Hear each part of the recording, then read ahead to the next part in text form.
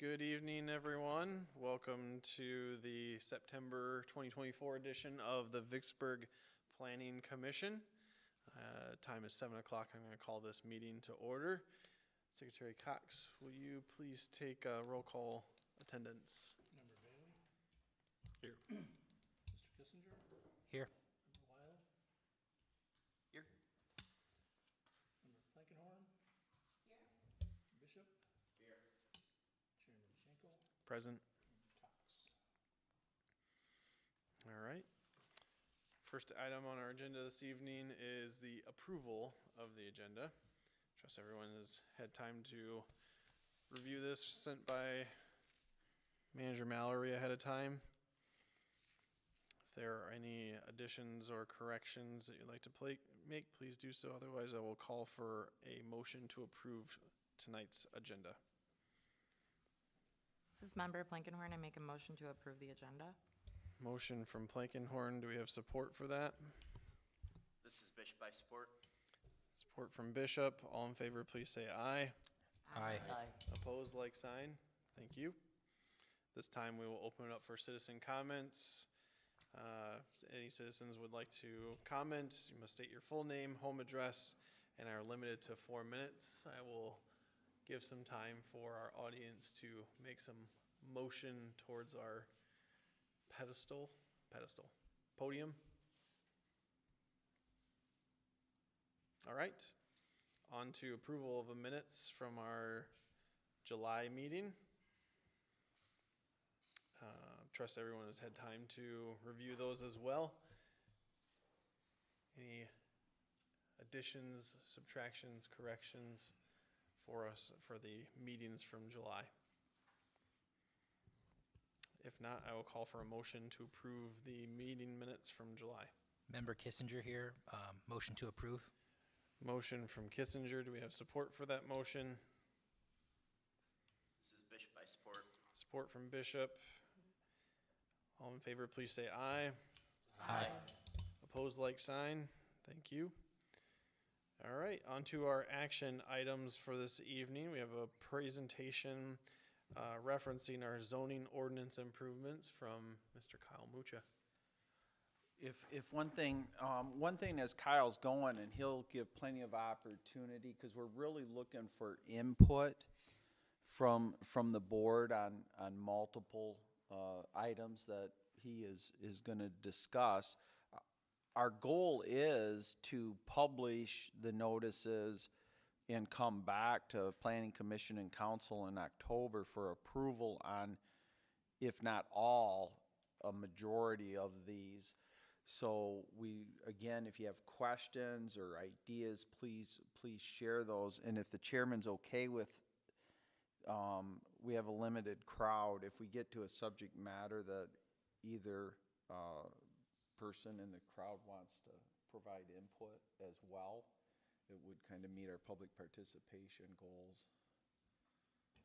Sounds good. All right, so if you have a question, just put a hand up, and Kyle multiple times will maybe solicit feedback from you on a topic.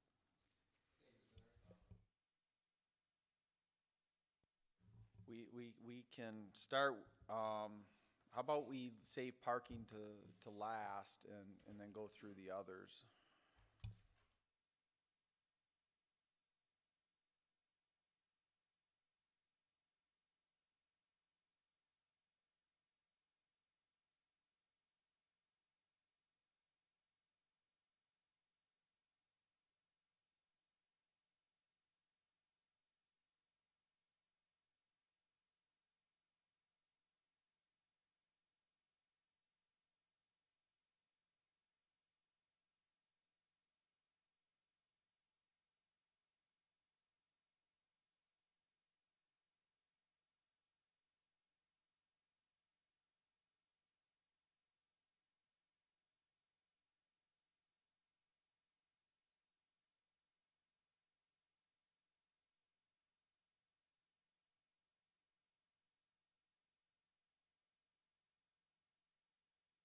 Consistencies that could use, like I said, enhancements in that regard. The first one being our schedule of regulations. We noted that as we discussed with residents for many, and even business owners, for improvements on their existing lots or redevelopment or investment, some of our schedule regulations that require minimum lot sizes and setbacks seem to be very in tune to older standards that don't offer the flexibility or the actual physical makeup of the village. The first one being primarily in our R2 district, with it being a minimum lot size. Our current regulations require 15,000 square feet for a minimum lot, which is, just a little over a third of an acre. Going through and us doing our analysis, we are, pretty hard pressed to find a current lot that meets that standard. Most of our R2 district is focused in the downtown area and the northeast portion of the village as well. So finding a lot that is 15,000 square feet in size, pretty challenging. So we found in our analysis that most of our lots are around the 5,000 plus square footage. That being, we measure from, as a rectangle. Most of our lots are platted as a rectangle. So one of our recommendations for discussion with the Planning Commission is to reduce the minimum lot size from 15,000 square feet to 5,500. We know that a lot of our lots are already within this realm, and we feel would actually bring into a significant number into conformity with the standard. On top of that, now if we reduce our minimum lot size, we need to also reduce our minimum width at the road. Our ordinance states that a property has to be X amount of feet wide from lot pin to lot pin along the front of the road. If we maintain 100 feet, dropping it down to 5,500, it proves pretty problematic. So we're recommending to reduce that down to 60 feet, which is what we found a lot of our lots, the current lots existing, are already at. We took an analysis through the county parcel viewer. If you've ever played around with that, it shows the existing parcel boundaries to what the county has on file. So we took some sampling of that and found a lot of our parcels are around the 60-foot wide width. In doing so, we also noted that if our lots are only 5,500 square feet, a 15% maximum lot coverage is going to pose a problem. Maximum lot coverage being how much you can cover your property with structures. So therefore, we're recommending for a discussion, increasing that to 30%. So 30% of 5,500. On top of that, we've also noted that a lot of our homes in the R2 district, with a current standard of 35 feet of front yard setback, as measured from the property line to the front of the home, are non-conforming. A lot of our structures are 20 feet or less from the property line to the front of that. If we maintain the 35 feet, we find that a lot of our structures, that distance is halfway into the house or greater. So we're proposing a 20-foot requirement from the front property line to the front of the house, meaning that any new structure has to be 20 feet setback from that front property line into the property itself. In doing so, we also realized that we should modify the rear yard setback as well to go from 35 to 30. This allows a little bit of a greater building envelope as well for those parcels if they want to ever expand or modify. I will pause there for any questions on that. I feel like Mr. Schenkel is... One of the real-life examples we've faced is, people have wanted to put a simple 5-foot deck from their house, and I call it a deck, really a porch. And when we started to look at, what I would describe as common sense, it's like, who made these rules up when they don't even fit the R2 district? So that's what some of these, well, all of them really have a specific tie-in to some request by a citizen. But it's not for a specific citizen. We then asked Kyle and his team at McKenna to look village-wide and try to do this once and cover everything. But be happy to solicit input or answer questions from the board.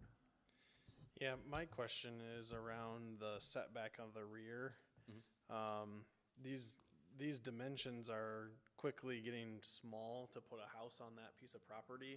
And so I'm just curious where 30 came from, and is there a thought process to making the rear setback the same as the front at 20?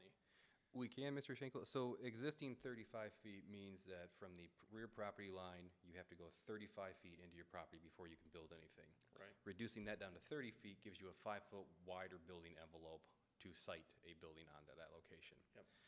We But can, if I can, Kyle, just for my memory, isn't the majority, we don't have a vacant R2 lot, do we? We're talking like our oldest housing stock in the village.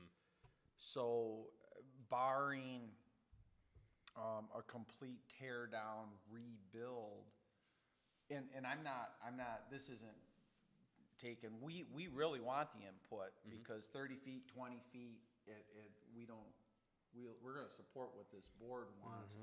But in talking it through, we're really talking about additions, modifications, and I'd like to use the word improvements that most of the time residents are coming forward with us, but we cannot approve it because it doesn't fit the ordinance, which then adds another $750 cost for a variance request if they want to go that route, of which we won't go in front of the ZBA and support the variance request because the rules don't allow it, so. Right. But we're all, 20 feet. Well, I'm just doing some quick math here. When you take 5,500 and divide it by 60, that gives you 91 feet for the depth of the entire property. When you take 50 away from 91, that leaves you with 41 feet as the depth of a house. And that if you do a deck or you do a garage or anything like that, you're quickly getting kind of, you don't have the entire square or rectangle to work with. You have a smaller square rectangle to work with within your bigger one. So I'm just kind of wondering, to Mr. Mallory's point, let's just define it now so that we don't go and have these kind of variance requests if somebody builds a house, it's a tear down, and they restart and say, oh, man, this is a pretty restrictive, situation for me. So. However the planning commission would like to go, if you'd like to go 20 feet, 25, the intent with a larger rear setback is to still preserve that, neighborhood character, having a little bit more land between you and your adjacent property. So if you are in a platted area, if you have a 35-foot setback, in essence, that means the nearest home directly behind you would be 70 feet away with your setback and theirs. So it gives you a little bit more space. Again, I'm not beholden to any of these numbers. Just talking with staff and our discussions, Yeah, we know modifications need to happen. We're asking for your input on where you want to go on those Does anyone modifications. else have thoughts? Mine was kind of to tag along Schenkel's, where the maximum lot is, the coverage is only 30%, which I know doubles, but also doesn't align with the minimum, like the minimum went to 5,500 and that went up to, my question is, are we gonna run into where people run out of that build area with just going up to 30? We can go larger as well. Okay. I mean, that's fine. Like Mr. Mallory said, most of these homes are already existing, right? Okay. So Yeah, that's our yeah. other thought. I am happy, Mr. Kissinger, to raise that to 35 to 40. I would not probably go more than 40 just because you still want to maintain that character of the residential. As Mr. Mallory said, this is for any additions, any expansions onto that. But if you would like more of a, track higher, I'm fine with that too. Bearing in mind that you're right, most of these lots are 6,000 square feet or less, so. Yeah. That's just the footprint, right? That's not like taking into consideration height or anything No. like that? Okay, Just the amount of land that you can cover with a structure. yeah. What is your experience, Kyle, on other municipalities that have older stock like us? Is it pretty consistent at 30%, or are there It's some examples? 25 to 30 is our consistent. I mean, though, to Mr. Kissinger's point, if we do reduce down to 55 and now you have, 30% of that, you're at what, 1,500? So I can see his ratio behind that. We can increase it up to that. Again, knowing that a lot of these lots are already going to be at this or exceed it to an extent, we wanted to bring that closer to what these are already. So I'm happy to raise it, Mr. Mallory, if you're in that regard too. We can percolate on it and do some analysis further if we'd like to.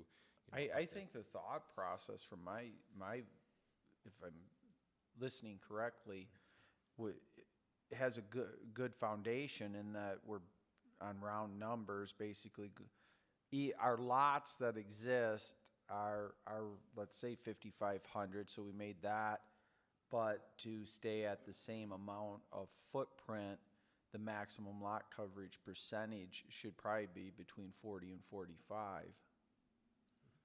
If You- it, to have that building equal. You did just mention though, like you put it into square footage in my mind, 1,500 square feet is big for one level, right?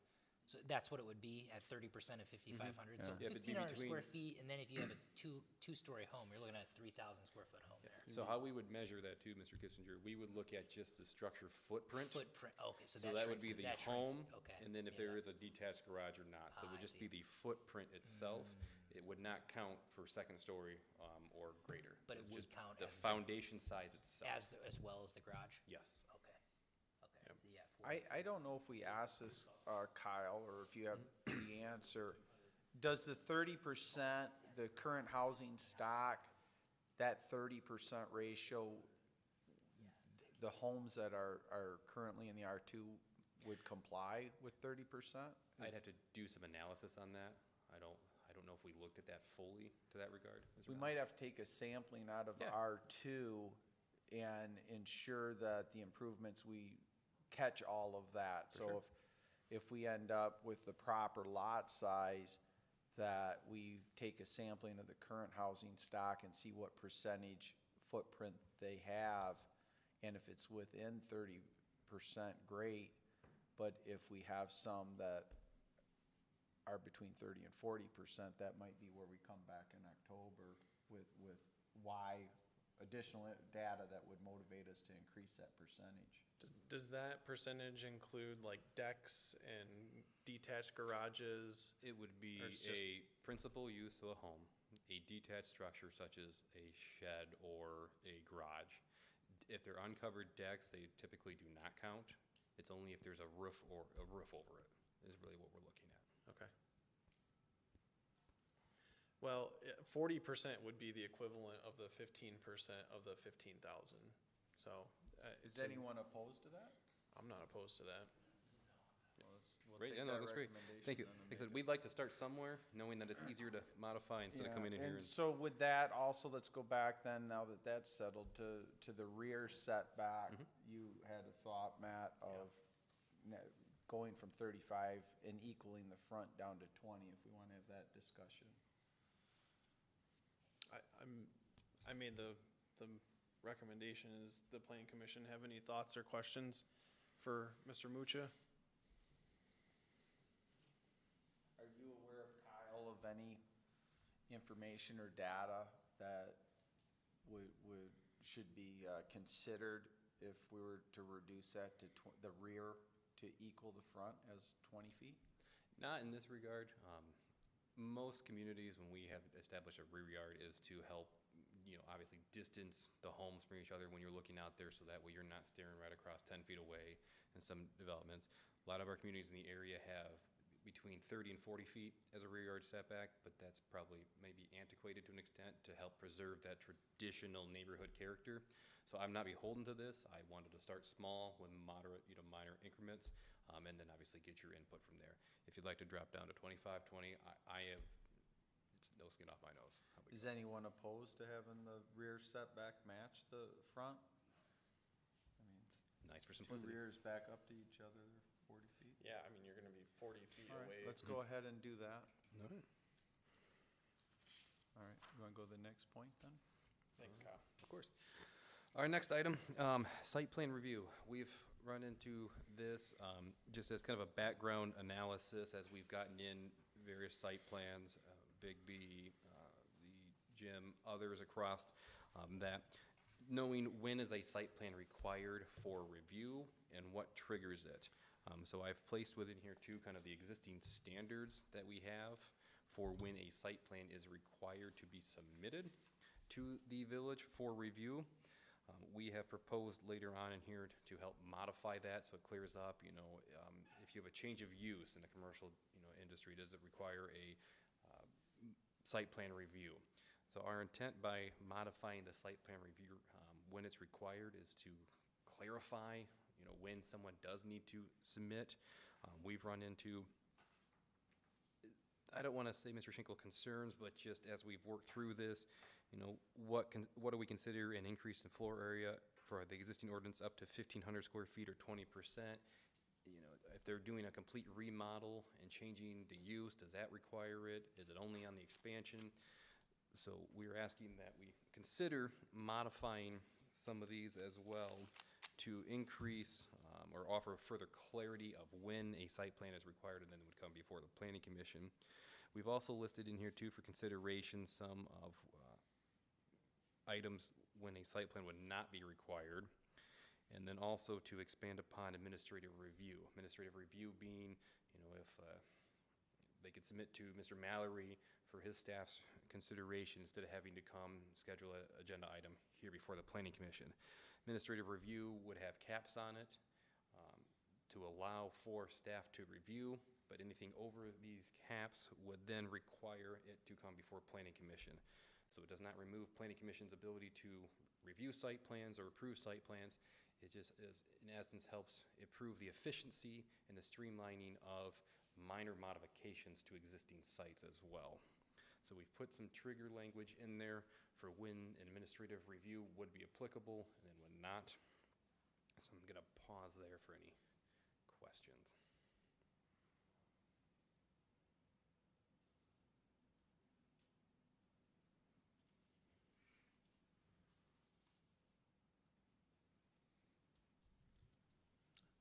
I think we're good, Kyle. All right. Nonconformities. Mr. Mallory and I ran into this just recently this summer where a resident had inquired about expanding a front porch, but our ordinance states that, you know, you can't expand a nonconformity. The current ordinance as well also triggers when a nonconformity could be rebuilt if it's a commercial property compared to residential.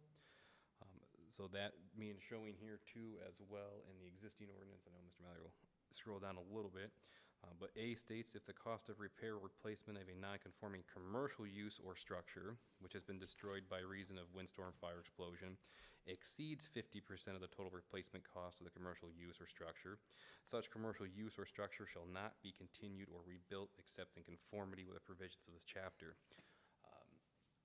This type of provision and with residential hit home really well for us in May and Portage. A lot of a lot of damage that was done by the tornadoes. There was some homes, I don't have all the details, but that may have been considered non-conforming. This type of trigger language in here would then prevent them from reestablishing that because the home's completely destroyed. The rebuild cost would exceed 50% of the value, therefore they would not be able to rebuild.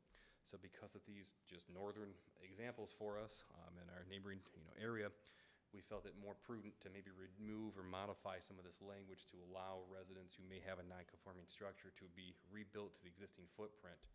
Like I said, we see it in a lot of communities that talk about non-conformities, if it's going to be destroyed by a windstorm or so forth, and we all think, okay, great, it's not going to happen. And then one of our community gets 2 tornadoes in an hour. So that kind of helped press upon us that, it is a real world example of when this could impact us. So we proposed some modification as well into here to expand upon when a nonconformity could be built. On the bottom of our page, we bolded a little bit of it as well of what we, proposing the language to change to, stating, in the event that any nonconforming residential or commercial, so we shortened down, combine those 2 sections, structure shall be damaged by fire, wind, explosion, act of God, or the public enemy. Such structure may be rebuilt or restored, provided that the rebuilt or restored structure does not exceed the size, height, placement of the original structure. And then we added this provision for consideration, nor would such a rebuild violate the current adopted fire and building construction code. Meaning that even though it might meet zoning, we'd still want it to make sure it meets building and fire codes. So if the current rebuild couldn't meet those, then it'd be considered nonconformity. They had to bring it into full compliance. So we didn't want to have a language provision in there that would still allow them to rebuild it, but yet they can't meet code. So questions on that? I know talking with Mr. Mallory and our legal counsel as well, there might be some further clarities we'll ask from on that, but in essence, we are looking to make some modifications to this provision as well. So Kyle, this one's a little confusing for me, so bear with me. No problem. So if I understand this correctly, this is a dwelling or a building on a piece of property that is zoned for something different than what it was originally there for, thus the nonconformity. And then if there's something that catastrophic that happens, they would have the ability to rebuild that dwelling or piece of property or whatever on that, even though it's a non-conforming to the code. Correct. So there are provisions, Mr. Schenkel and other communities, that are similar to this, that really the intent is to remove nonconformities, right? We want to shift away from allowing nonconformities to exist. We want them to be brought into compliance with the zoning ordinance regulations. What we're trying to do and attempt with this is to clean that up, because we know there are potentially homes that are maybe in the commercial district, but they're still residential property. So current regulations may make that a challenge should a fire or something happen to them to be able to rebuild, because a residential is not permitted in a commercial. So we're trying to help clarify that they could then rebuild to the existing footprint, so long as they don't expand that nonconformity. So this offers, our intent is to remove that maybe trigger that would prevent someone from rebuilding should a hailstorm or some severe weather come through, and then make it so they couldn't rebuild. Okay. So, I got it. Thank you, Kyle. of course. Any other questions from Planning Commission on this? All right. Mobile vendors. I don't know, Mr. Mallory, would you like to lead that one, or would you like me to start that introduction? I'm happy to either way. This is basically around food trucks and we've had requests, some people cite the bird days, but that obviously goes through council approval. But this, I think Kyle will explain, gives staff more of a look at this issue. So currently, our understanding and our findings with our zoning ordinances, we do not have provisions for mobile vendors, mobile food trucks, mobile grooming, mobile really anything in that regard, unless it is approved by council. So because our ordinance does not speak to this, it's not a permitted use. So when Mr. Mallory gets requests in to allow a mobile vendor, I'm using mobile vendor to help be broad in the sense of, is it be a food truck or someone else's? Yeah, we Yeah. have a pet grooming, Yes. mobile pet grooming business. Want to come in, currently not permitted under our zoning ordinance because it doesn't speak to it. It's not a permitted use. So what we've drafted here is a provisions to allow mobile vendors, mobile food trucks, pet grooming, so forth, within the village.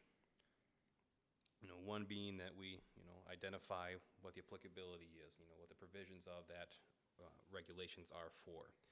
2 talks about, when is a permit, an authorization required, what does that look like? We define what a mobile food vendor is and mobile vendor, and then in discussions of our regulations as we move forward here, we're treating mobile vendor for both food and non-food. That way it's not hopefully confusing, so it doesn't read, well, you say mobile food here, but mobile elsewhere. We're using mobile vendor as our kind of umbrella term for that. And 4, we get into regulations, where they're permitted. Right now we have it drafted for the commercial districts and industrial. Our intent is that, we probably don't want to see a, continual use of a mobile vendor in the residential districts. That is to help protect the residential characters from someone setting up and constantly operating a business out of a residential area.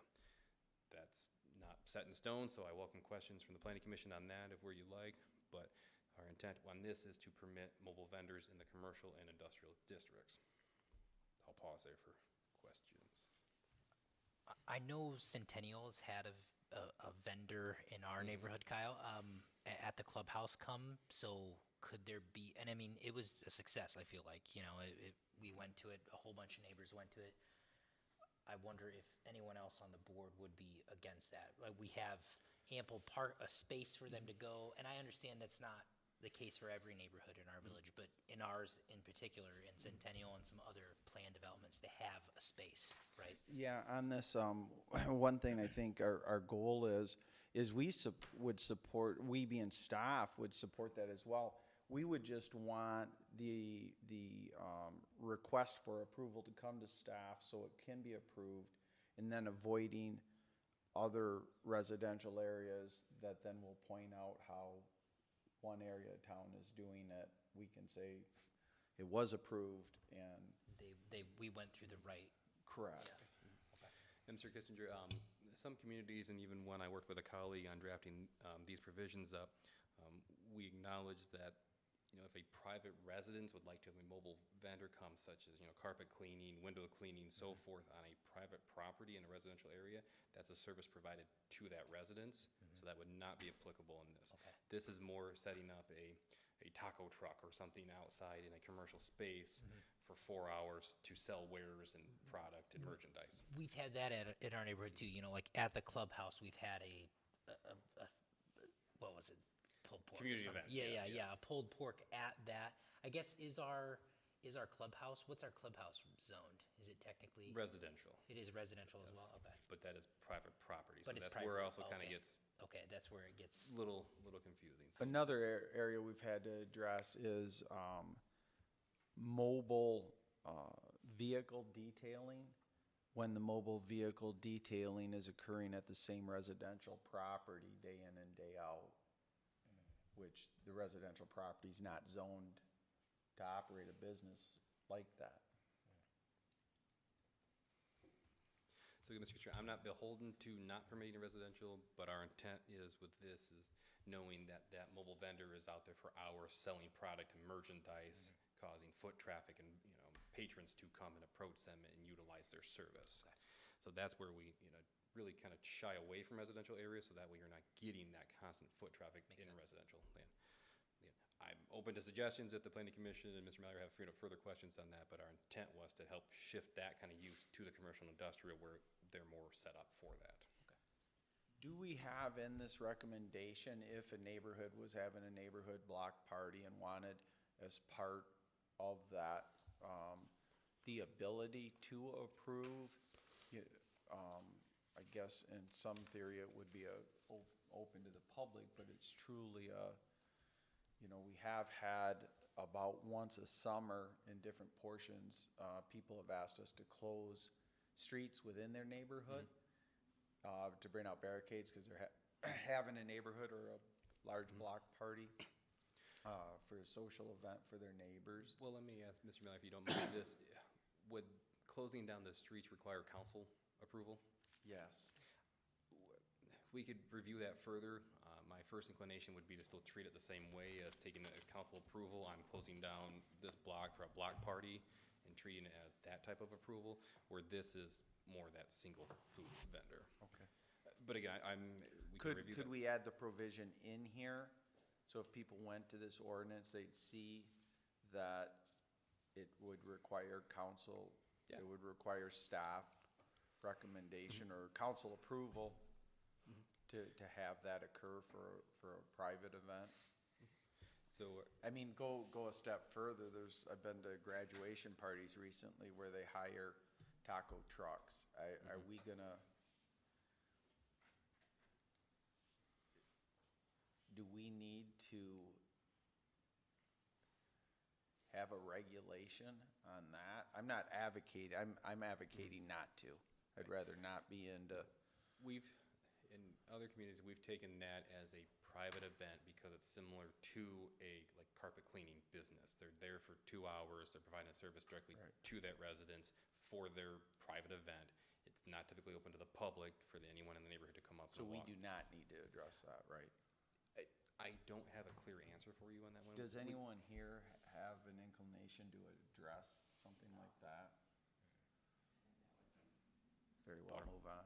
Let's not address it. All right, wonderful. So we get into permitted uses, hours of operation as well in here, business days, where they may operate during the week, storage of equipment, private property, public property. So, Mr. Malley, that kind of comes back to your question on there too, that they shall receive council approval if they're going to be on public property for that. Traffic on there, signage, waste, lighting, noise, parking, merchandise sales, and alcohol sales.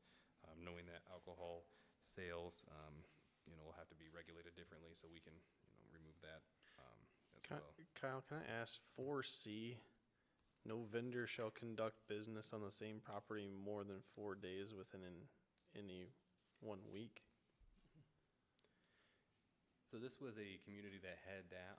Their intent, to my understanding, Mr. Schenkel, is that they don't want someone set up long-term because they felt it detracted from the other brick and mortar operations in the area for food. So this was more of a temporary use that, they're there for their weekend.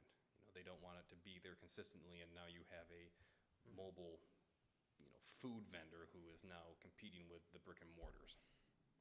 So it might be a little outdated thinking, but that's where putting that cap in there, you're not making it a permanent, all summer long, I'm going to have a food truck out front 7 days a week. But it has fit the scenario in the village in which, not connected to any village event, where we have had what I'll describe as an ice cream dessert vendor set up in a mobile vending within half a block of a brick and mortar ice cream shop.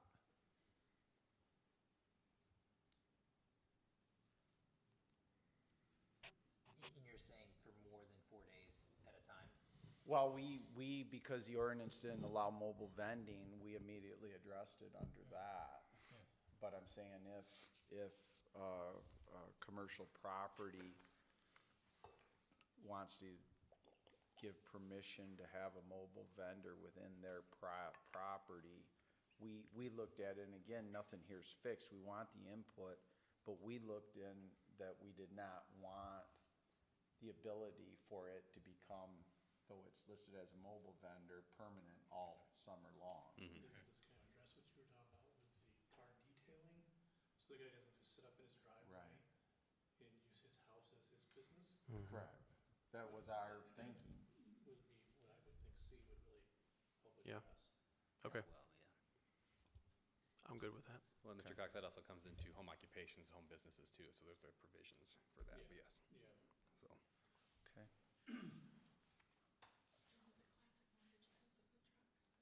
Classic Mortgage has a food truck, but they're actually I don't know if the word's certified. I mean, the front of it was originally built to be a restaurant, so the back half is a kitchen. But would that affect them then? No. No. No, we would treat that, Ms. Blankenhorn, as if they're using their own food truck to make food on site for their own consumption. I asked another colleague on that too. We'd work with it. Our concern would be if someone wanted to, post up in, I'm just using Family Fair for an example, not anything there, and then start selling wares out of that. If someone had a mobile vendor and they needed to expand their kitchen, or their kitchen went down, they had their trailer, so. And in our experience with Mr. Mallory, I mean, he's very accommodating and willing to work with people to the extent we can, so. And then other Mr. Schenkel, just provisions in here too for enforcement, leaving that, putting that in there too of how, that would operate, so.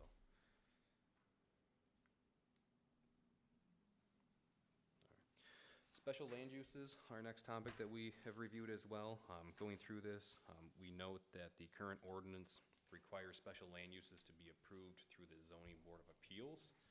In short, our recommendation is to modify this to bring special land use review and approval to the Planning Commission. I honestly cannot think of any other community I've worked with who has the Zoning Board of Appeals approve a special land use. They're all run through by the Planning Commission. This would also help improve our efficiency, so when someone comes forward with a site plan review, they can do so with the Planning Commission and receive their special land use that same meeting, instead of having to go to 2 different boards, 2 different time frames, items like that. Because special land uses are really tied to site plans as well. This way, having it under the Planning Commission, you're able to engage with the applicant to see what needs to be maybe modified in site plans to get them there, what are the criteria. So we are softly recommending that we relocate special land uses from going from approval through the Zoning Board of Appeals to the Planning Commission.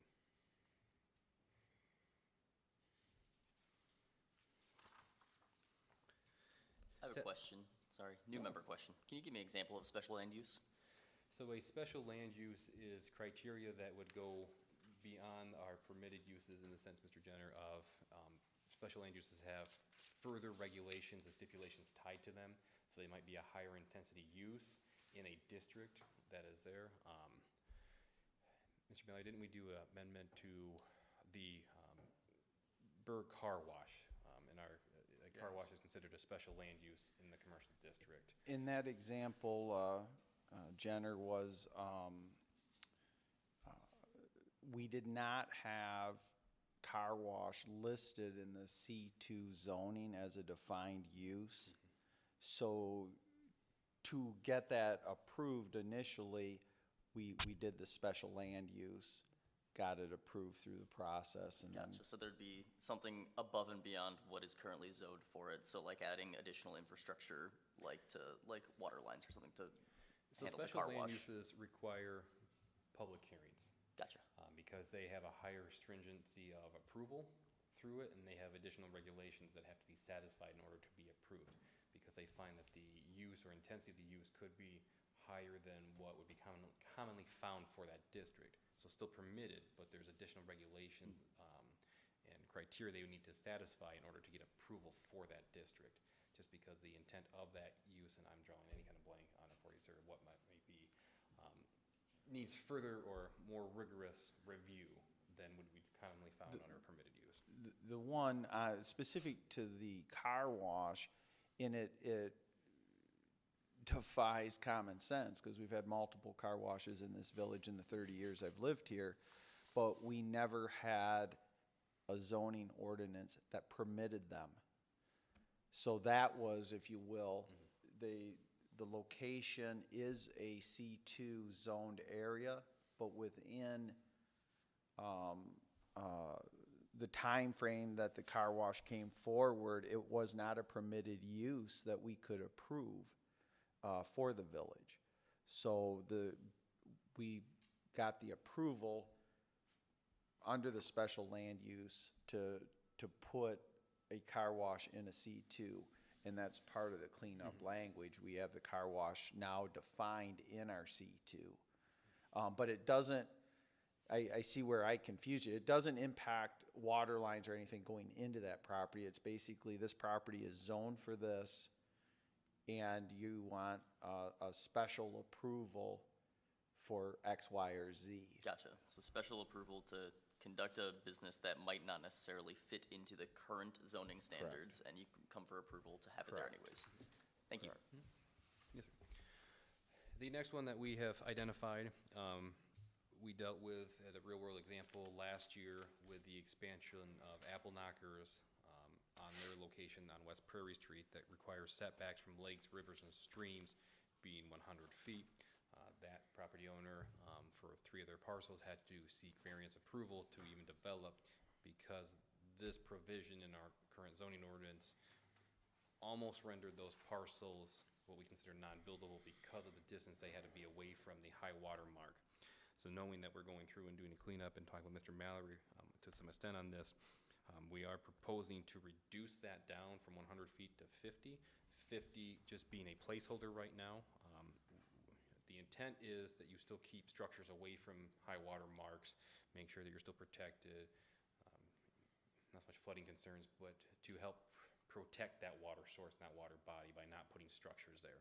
So even if in a residential district we drop down the setback provision for a rear yard to 20 feet, this provision still triggers to help protect that waterway and that water body. As it stands right now, and we include it as well in here on your next page, all the parcels last year that we finalized that are within 100 feet of a water body, and that total was 118 parcels in the village that would be impacted by the current standard. I have not done analysis, Mr. Miller, yet of what 50 feet would look like, more of just of a placeholder again, because I know there are probably some EGLE, so energy, Great Lakes, and environment considerations, maybe DEQ as well. But as a placeholder, we are looking to promote the reduction of that 100 feet, which would then help reduce the burden on a lot of our properties that are abutting a water body from development. So, because as it stands right now, this provision would even impact if anyone wanted to do a expansion, a covered porch in their rear yard, anything like that. This provision does trigger that. So this would reduce the amount of non-buildable land they have. 100 feet seems like a lot.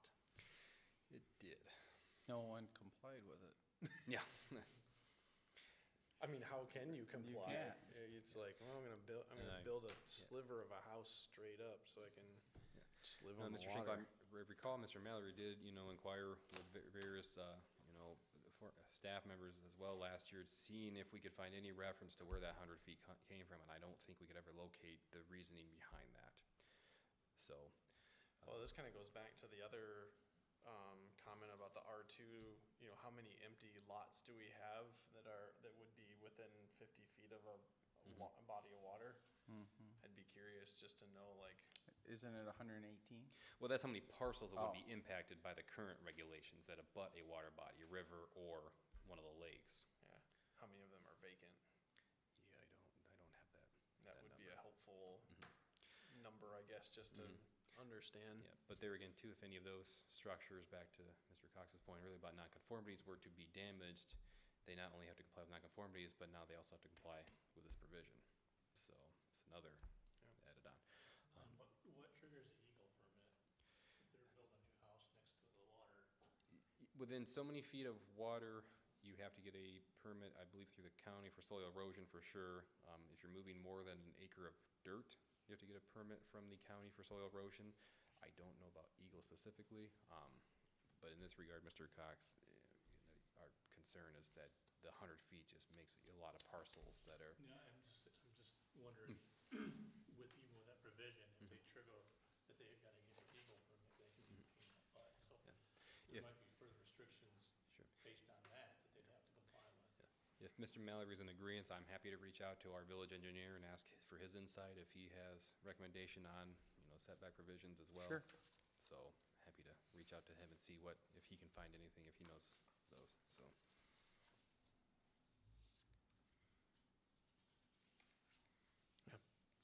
50 feet, looks good. I think, Kevin, going through those now, we can move to parking. I did want the board, I have included in your packet, we did receive an email from Jackie Coney listing out questions that we'll also evaluate here before October, but I wanted you to be aware of the time and input that she took in providing that information, but we'll move to parking. I say this jokingly, Mr. Schenkel, but I don't know if you guys want to stretch a little bit, maybe limber up, but, no, so as we've gone through other provisions, parking has also, played an impact on village development. Recently, when we did a conceptual plan within the past year for a site on West Prairie, we found that use would need 70, 80 some spaces, which seemed exorbitant for the use proposed there. So our team earlier this spring, working with Mr. Mallory and Ms. Coney on this as well, have gone through and done a significant review of our parking standards within the village ordinance as this. So there's not only recommendations we've listed out in here too, but also modifications we'd like to make to help clarify some of our parking standards. The first one being that section 475114 is not located within off-street parking regulations. It's its own standalone. So we're asking to help bring that back into our parking regulations to try to encompass it all into one nice, neat section instead of having these various things floating out there. Kyle, I'm trying to find the parking part of your report here. Am I missing it somewhere? Or is it just the emails? If it's not included, we can make copies and.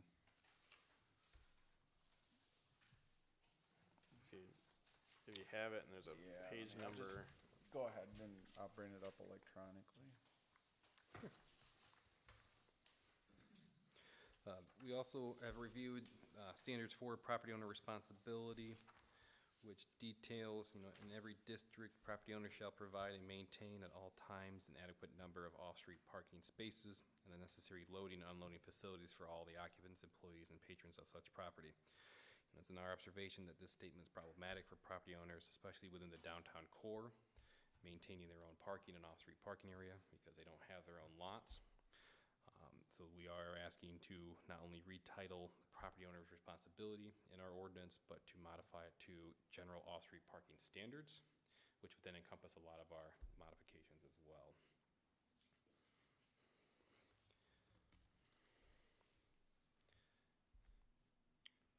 I'll give Mr. Mallory a moment. Just need to find, I've got the series of emails, I just need to find which one.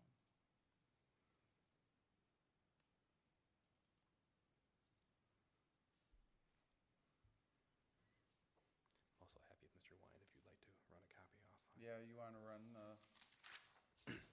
7 or 8 copies?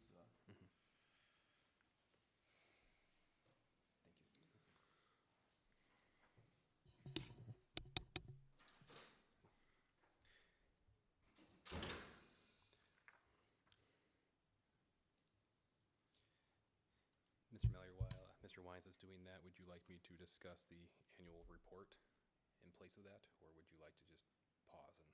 Sure, because they want, I found the comparison, but let's go ahead if you're okay with it. Let's see. We've also, under the Planning Enabling and Zoning Enabling Act, there is requirements for planning commissions to provide an annual report to the legislative body. In this case, that'd be Village Council. So our team has gone through, to our knowledge, and has pulled up what we've listed out as well for you, the various meeting dates that we've had through 23 to 24 on here in this report. The reviews that the Planning Commission has done as well, which lists out, 220 West Prairie Street, 300 West Prairie, Centennial Homestead, 215 East Prairie, 402 West Prairie, and 320 East Vine. We also did, in the past year, 18 months, did modify the industrial district schedule regulations as well.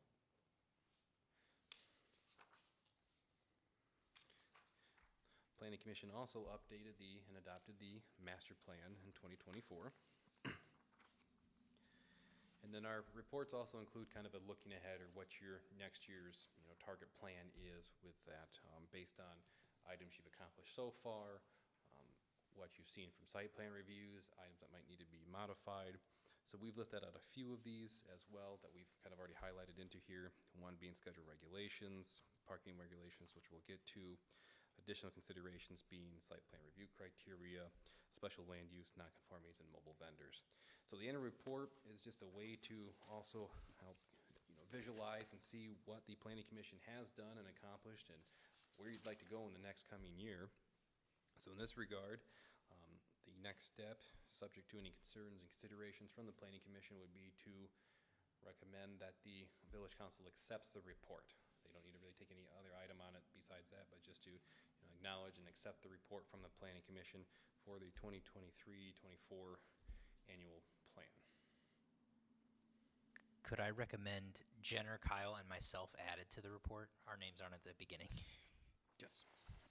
Mine is also misspelled. Z-C-K. If you squint hard enough, it's a K, isn't it? Sorry, Zach. Yes. Yeah.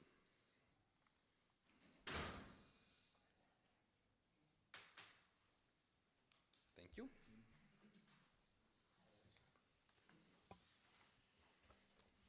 Does that need a motion and support then to just recommend it moves to the? If they could, yep, it would just, thank you, Mr. Miller, it would be just a motion to recommend that Village Council accepts the Planning Commission's 23-24 annual plan report.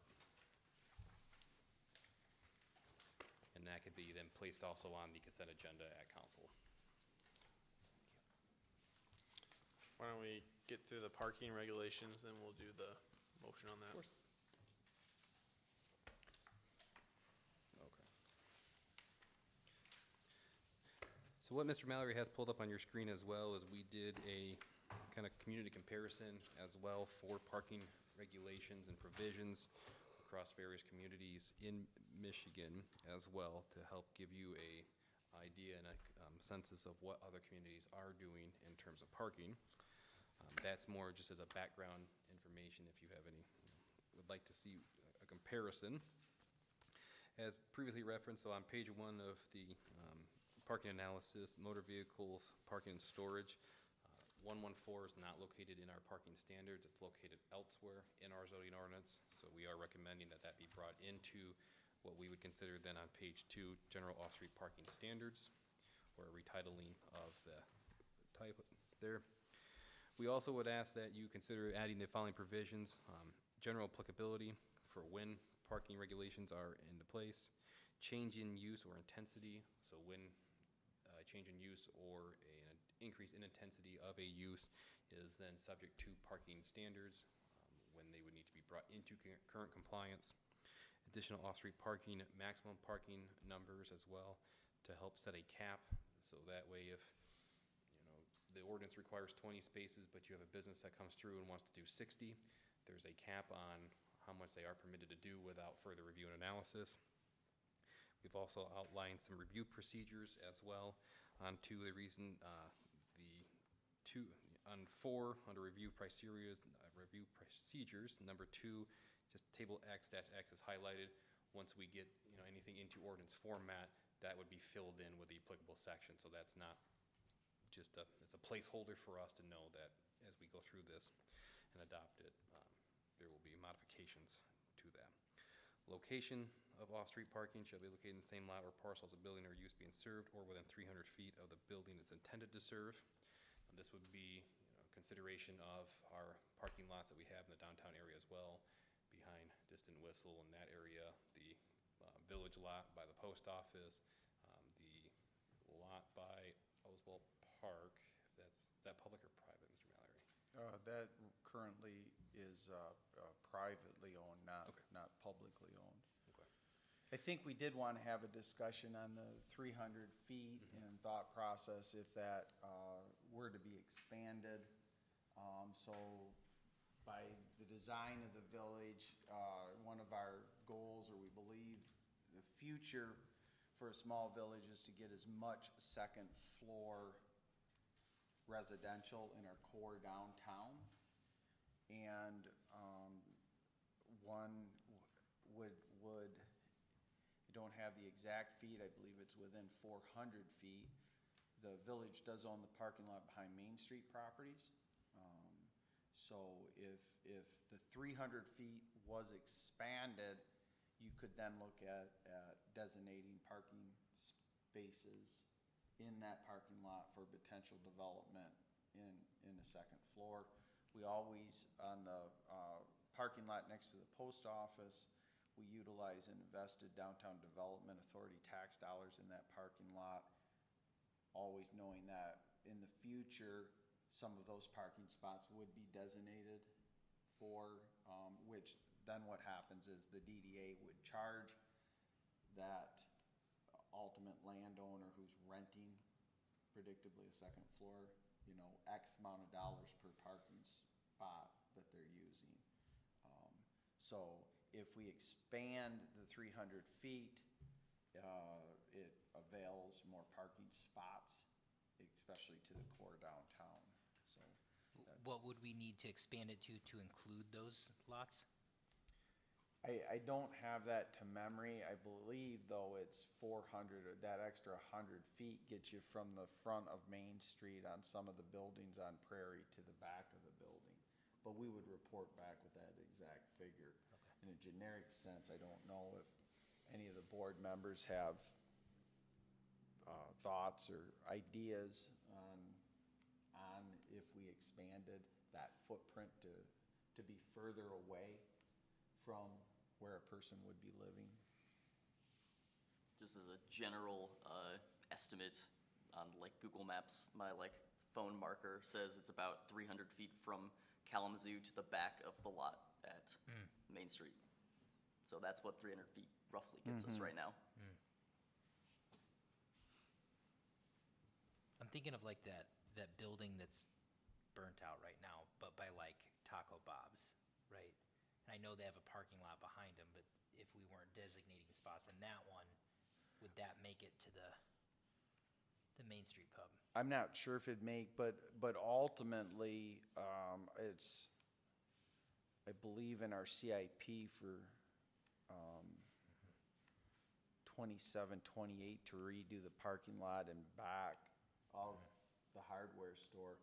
And we would look at, part of this future analysis is designating Spots back. yeah, so if you nab 10 parking spots on each of the parking lots, could we then have every second floor occupied downtown?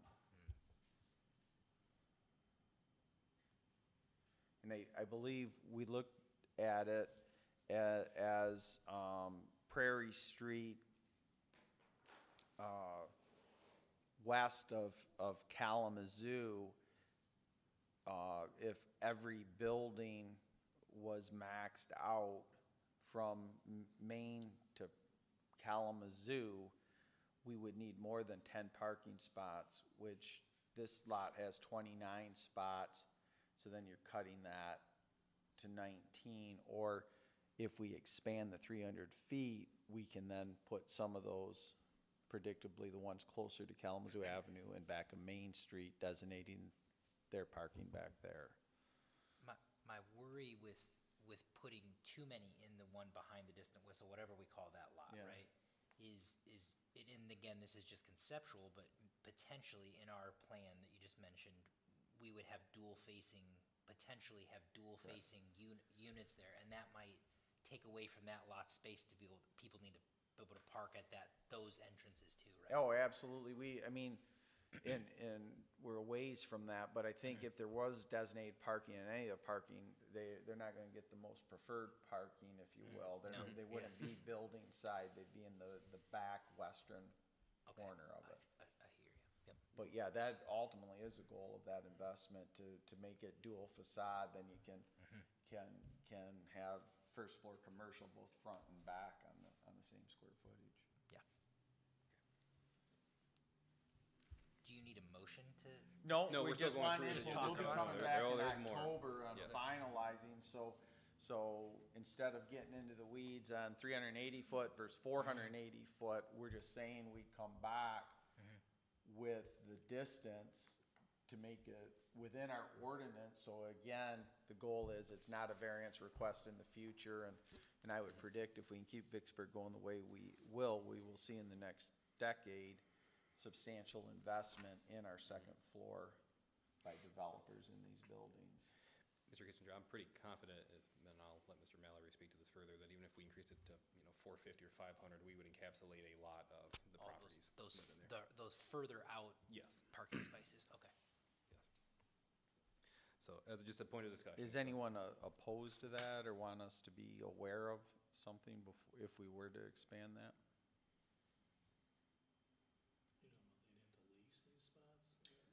Ultimately, the arrangement would be with the village through the Downtown Development Authority, and it would become a source of revenue for the DDA. Be like a It permit would you also put on your- encourage developers, currently they're restricted, if I'm going to invest this 6 figures to get 1, 2, 3, 5 apartments, whatever their number or square footage might allow, if they can't meet the 300 feet and are restricted by parking, they're not gonna proceed forward. So, and it gives us the ability to spread that parking out between these lots versus putting, In one is- space, yeah. correct. In a space that we've deemed important Right. too, right?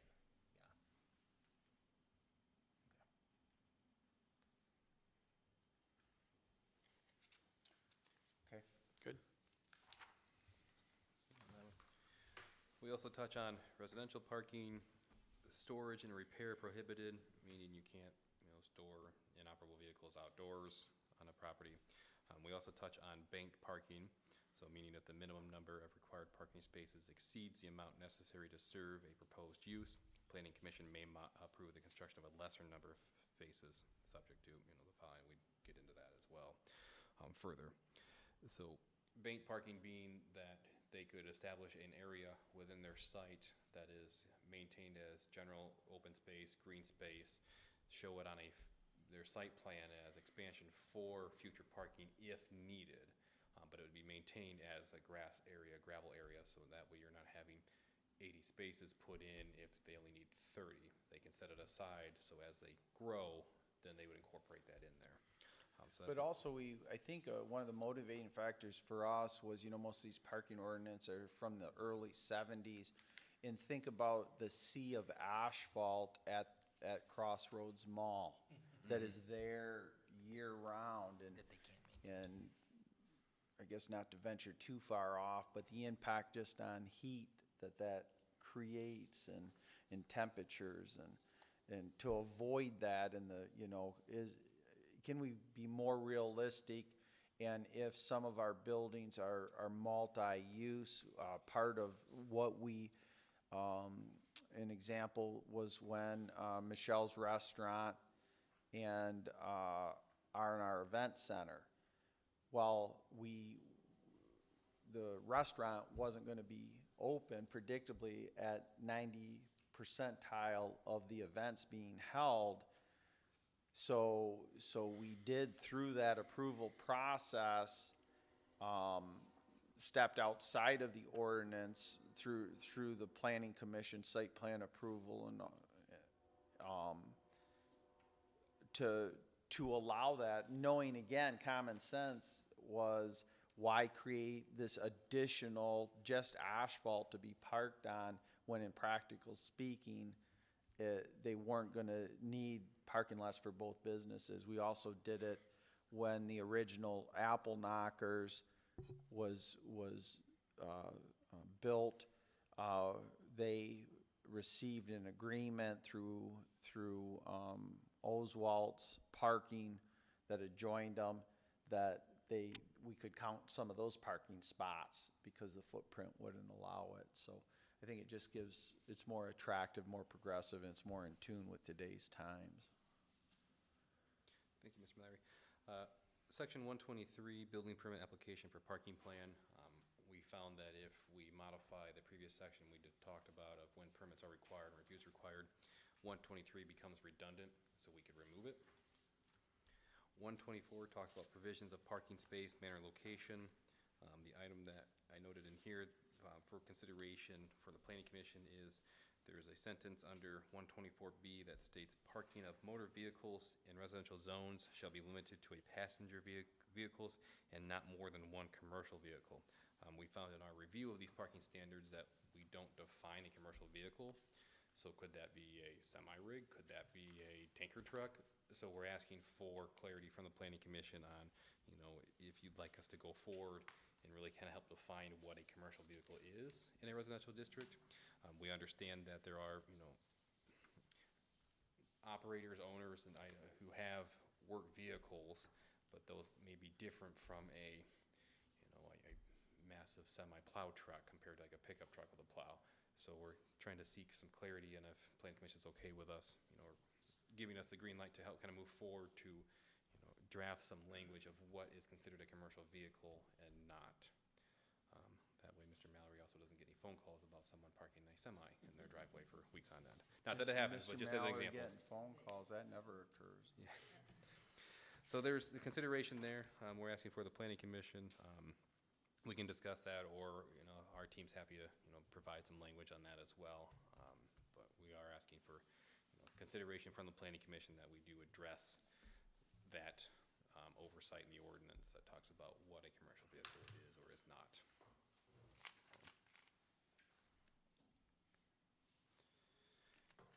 Parking area, spaces, and lots. We go into as well details on here that talk about requirements for all parking, details for requirements for all parking areas, parking spaces, and parking lots. It lists out different stipulations within here. I know there's a few items I think that we have proposed to help address some of the concerns such as surface and drainage. I believe we've run into it, Mr. Mallory and I, in the past, of what is considered like a dust-free surface with a parking area as well. So we are seeking to do some modifications in here for surface and drainage as well.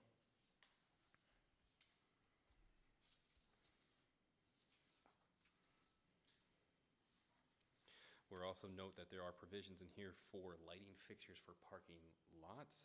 We find that that would be more applicable to an actual lighting standard or its own section within the ordinance instead of the parking lot itself. That would clear up a little bit of there. No parking space shall be closer than 5 feet from the property line.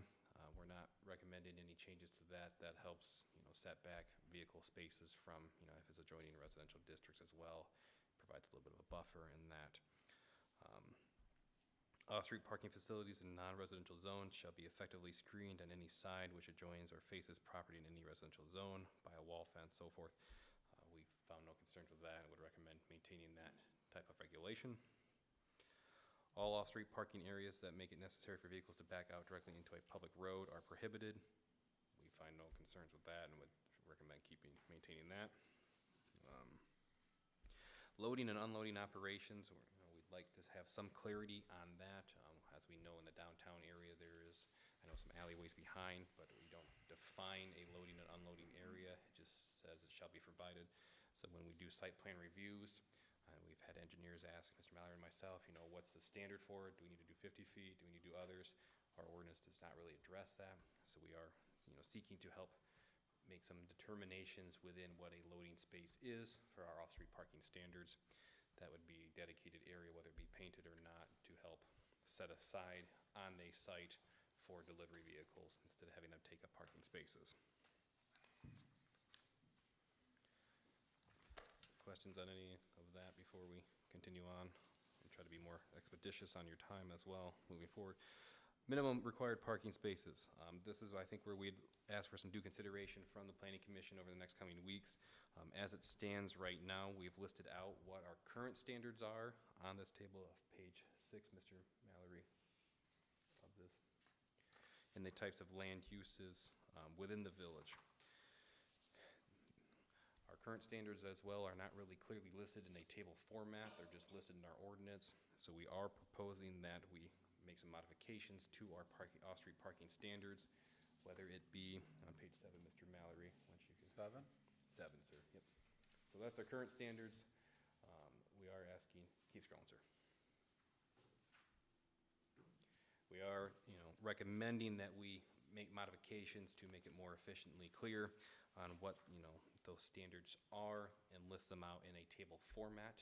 So it's more of a reference point instead of having to go to each different section or look at it in a list format or a paragraph format. So we are asking for Planning Commission review and consideration on making this more user-friendly in a table standard. Kyle, it's interesting to see land use versus like the zone. Well, interesting in my mind. Maybe that's not typical of the industry, but it just seems like there's a lot of work that goes into identifying every type of use versus just saying, okay, in the R1, R2, and whatever else zone, this is the requirement.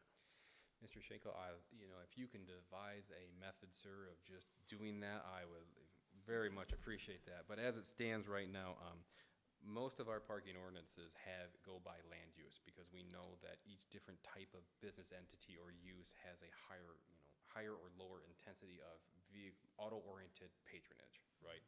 So that's why they're listed by land use type. Further, some land uses, offices could be permitted in a commercial, industrial, or own district. So if we list that out, there's different uses within those districts that are going to be more intense than others. So we list them out by the land use type to help give that kind of reference. Knowing, for example, let me look here. We get into residential, current standards or minimum parking standards are 1 space per dwelling unit. An alternative that we're considering or proposing is 2 spaces per unit. If we get into, and then this is in that table where we have the commercial uses to help break it down a little bit. Banks and financial institutions, we're proposing standards for those, so we don't have any right now. Beauty and barber salons is a use listed in our ordinance, but we have no standard for it. So there again, too, we're proposing some standards for them. Again, because probably a barber salon will have a less intensive use than a supermarket will. So that's why they are listed out as they are, knowing that the site patronage will be drastically different. Okay, thanks. So in our table as well, for consideration, we have proposed modifications to this with the intent to help reduce some of the restrictions on there to offer some clarity to our ordinance, make it a lot simpler for those who have to answer questions on parking. So those are considerations we'll, would ask the Planning Commission to review on here, proposed from our side being on the right-hand side of the column.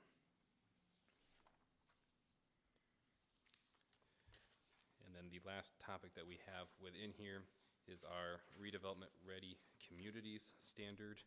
That is a program that is offered through the Michigan Economic Development Corporation. Ms. Coney will probably speak further to that. I know she's done a lot of background analysis into that. But the MEDC, the Michigan Economic Development Corporation, does have standards for communities who are seeking to become what they classify as redevelopment ready certified. There's different tiers in that certification, and what it offers is additional potential funding sources from the housing authority, from MEDC itself. So becoming certified does open up potential for, further grant opportunities. So Yeah, and so the board's aware, Vicksburg's currently at the engaged level, and realistically, we hope to achieve essentials, and then there might be some further to move to the certified. But even if you make essentials, that opens the door for funding sources. So within that, Mr. Schenkel, there are considerations that the MEDC lists out in parking regulations. It's in their guidebook. The 2.0 is their guidebook. And in there, working with Ms. Coney and Mr. Mallory over the past months, we've kind of outlined some provisions we'd like the Planning Commission to consider in this that we feel are achievable to this specific topic in that RRC program. The first one being bicycle parking. Incorporating provisions that any, a new development or a change in use, installs bicycle parking. We find that really the impact of that is, not that financially draining to offer a bike rack out front. Some communities take it further and offer a reduction in parking standards or requirements if you offer non-motorized transportation. Again, we touched a little bit on banked parking earlier. So within here too, bank parking being that you would set aside a given area of your property for future expansion if it were to be needed. It's maintained as just kind of common open space, lawn area, but with the potential to be expanded. So as Mr. Mallory indicated, instead of paving acres of your property with parking spaces that will not be utilized, you set that aside as common open space and then can add to it as your business expands or your growth expands. Reduction or elimination of required parking when on-street or public parking is available. This is a provision that we feel could be satisfied in our ordinance because we have the municipal lots of public parking. Comes back to Mr. Mallory's comments earlier about the 300-foot buffer as well around this. So we feel that this is a item in the RRC parking regulations the village could achieve. Electric vehicle charging stations. We know that there is a drive for EVs, electric vehicles, throughout the country, and that communities are providing stipulations for incentivizing or requiring new expansions or new uses to include charging stations in their parking lot for electric vehicles. So that is an item that for consideration from the Planning Commission if you'd like to move forward with that. And then we also offer some community comparisons. So within these, RRC requires you to hit a certain number for essentials or certified.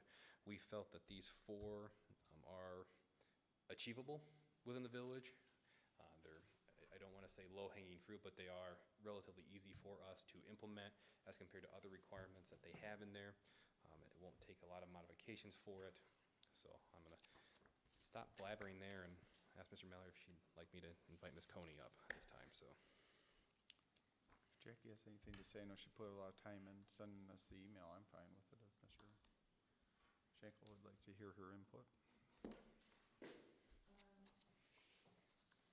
I guess, besides getting access to more grants, the redevelopment ready community program is really about making us more attractive to developers, and also with that, concern with community development thoughts, like, are we being green? Are we being, creating a placemaking kind of walkable community? It's not just about building more buildings and having, it's a combination of best practice of making sure that you're doing the right things to make your community livable and walkable and enjoyable and attractive, but also being open to redevelopment. So I just want to put that out there too. It's not just about the grant money, it's just about doing your practices internal and external, be transparent, be predictable. I think I mentioned in my presentation before, this essentials level means you become,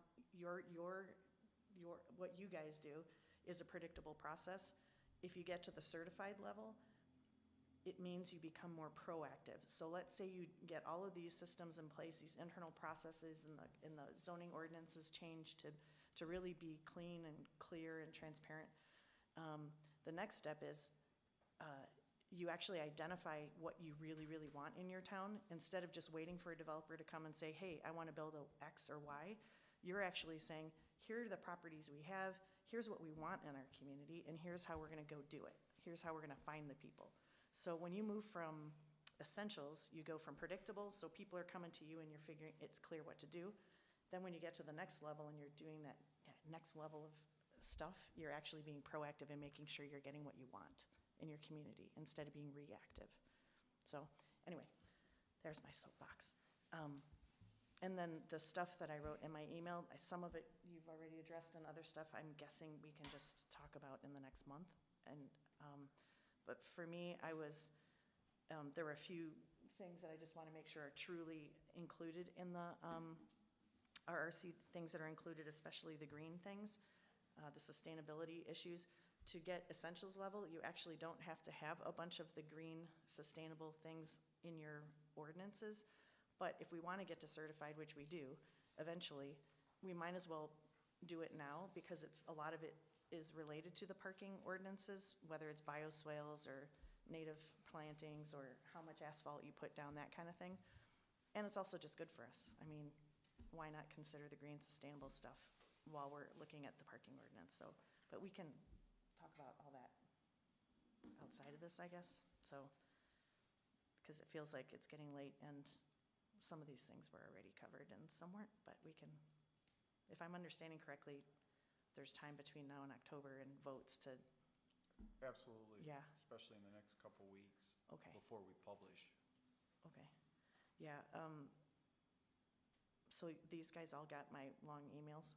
Okay. Yeah, they have. So, yeah, it was just kind of like, is this progressive? Is it regressive? What is it? Like, are we, in some cases, it felt like we were adding, like, you just said something about one parking spot for single family moving to 2, and that seems like, so we're adding parking. In that sense, we're adding more requirements, whereas in other places, we're reducing them. So, anyway, that's all. Thanks, Jackie. Okay.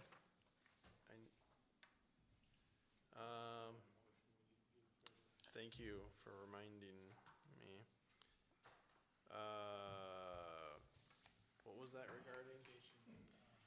Recommending the planning commission annual report be That's right. forwarded to the village council. And then with the changes, Christian or Kyle has a hard copy on this, will get the current members and the spelling. Also, council person Wendy Fields was on this commission as well, right? Yeah, I don't know how if we're gonna make all the notations of changes within the fiscal year, but Okay, Yep. just making sure. Okay. Call for a motion regarding the annual report recommendation to village council.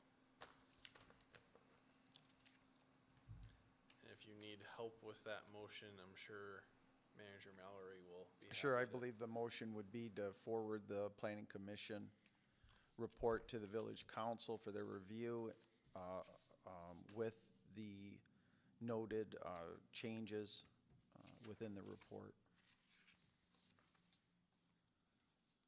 You can say what he said. So Member Cox, I recommend that we forward the planning commission annual report to the village council with modifications as noted. All right, we have a motion from Member Cox. Do we have support for that motion? This is Bishop, I support. Support from Bishop. All in favor, please say aye. Aye. Aye. All opposed, like sign. Thank you. All right, Mr. Mallory, Berg Days recap. Yeah, I think our last Berg Days had our, we believe, the highest attendance at, and actually was very, very good weather. And And again, it's our goal, it's looking more like November, maybe the first meeting in December, we'll be updating the planning commission and village council on the overall economic impact of the summer events downtown. I believe we have a meeting scheduled, next Monday to have a discussion, with a group on the Christmas in the Berg event, as well as a possible October event. But, Berg Days, from our viewpoint, was a second year of success across the board, though, for those who attended. The local retail and brick and mortar shops we have in town, as well as, I'll call it, the PR of the village as a whole. I used to be surprised, I no longer am, at the amount of contacts I receive from other municipalities on the events and how to set those up in their own municipalities. So I look forward to the future. Christmas in the village. Are we ready to talk about Christmas already? We've been talking about it for over a month internally. So yeah, we're looking for same event and growing it a little bit. Last year was about 14,000 people, so we've had internal discussions of the appropriate way to lengthen the parade. Safety, we invested in additional cones and barricades to be able to be prepared for it. But we have a small group that we meet with, and we're going to meet Monday and tackle those events. That's awesome. I just gotta say, last year and maybe even the year before felt like a Christmas Story parade. You know, Yeah. it's pretty iconic what's being built on Christmas in the village. So awesome work. Yeah, and we're going to try to incorporate kind of from the noon to 2 o'clock time frame too, to fill in some gaps and have activities to have people downtown a little bit earlier. And a possible October event? Possible. That is our anniversary birthday party. Possible. Is that Well, we celebrate quarter birthdays, half birthdays, full birthdays. Celebrate anniversaries to birthdays. Anything we can do to get people to come downtown out of just sheer curiosity. yeah? And Planning Commission DDA training survey. Yeah, that was, in the end, I'll be sending it out. Jackie gets credit for it. It is part of the RRC, but kind of to solicit information, also look at future training opportunities. We are, with the village council elections in November, we haven't going to finalize a strategic planning session with a facilitator for a few Saturdays in late January, early February, and we are looking at the last one incorporating the planning commission as well, to have a strategic planning session that sets up the next 2 years of kind of the direction that the council wants to take the village. Cool. Thank you. Member comments? Any council member comments? May I address the committee? Yes, you may. I didn't catch your citizens' comments earlier, that's when I was gonna do this, right? Tim Frisbee, I'm your village council president. I just wanna say thank you, right? We don't get enough accolades, we don't get enough thanks for you're doing here for this community. I really appreciate it. Jenner, welcome. I wasn't here and wasn't able to introduce you at the last council meeting, but we really look forward to what you can offer and bring to this. And we are really in a good place being Vicksburg right now. Your number one goal is what you talked about tonight, zoning. You can have the biggest impact on this community, whether it's positive or negative, zoning. It may not be the sexiest topic out there, but it's important. And really take this seriously, guys.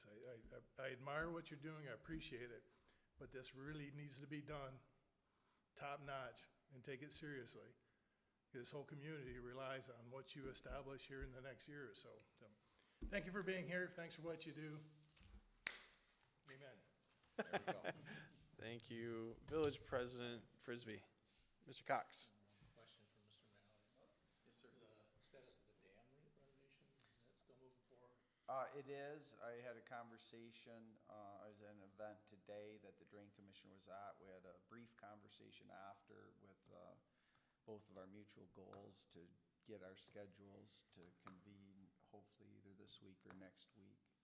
But yeah, it is moving. They're in a updated design type with their engineers, but it is moving forward. The motivation is, it's just shy of $3 million of ARPA money, 2.6 million, something like that. Cap on time, isn't it? It does. It does. Has to be committed. Can you get an extension on that? 'Cause I No. know sometimes you can't. No, it's a hard end, December 31st of 26.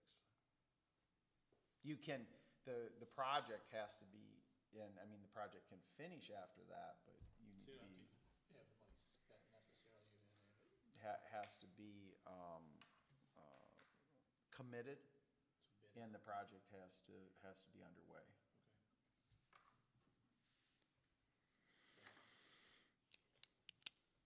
I want to say thanks to Jackie. I should add, because one of the redesigns is we're not taking out Washington Street. There was some conversations about Washington Street having to be removed, and the Drain Commissioner listened actively to the input from the village, the residents, the council, and so that's what's motivating the redesign to keep Washington Street access through there. intact as is.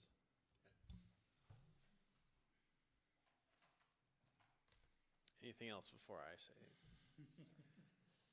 Thanks, Jackie, for all of your work on the redevelopment readiness. A lot of stuff kind of happening behind the scenes, so appreciate your leadership on that.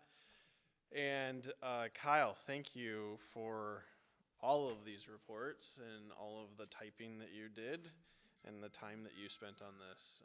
Appreciate all the work and effort that you and staff put into it, so I really appreciate it. Helps make us look good, and to Mr. Frisbee's point, makes our jobs very easy, so thank you for all of your work. All right, with that said, 8:32, I'm going to adjourn this meeting. Good night, everyone.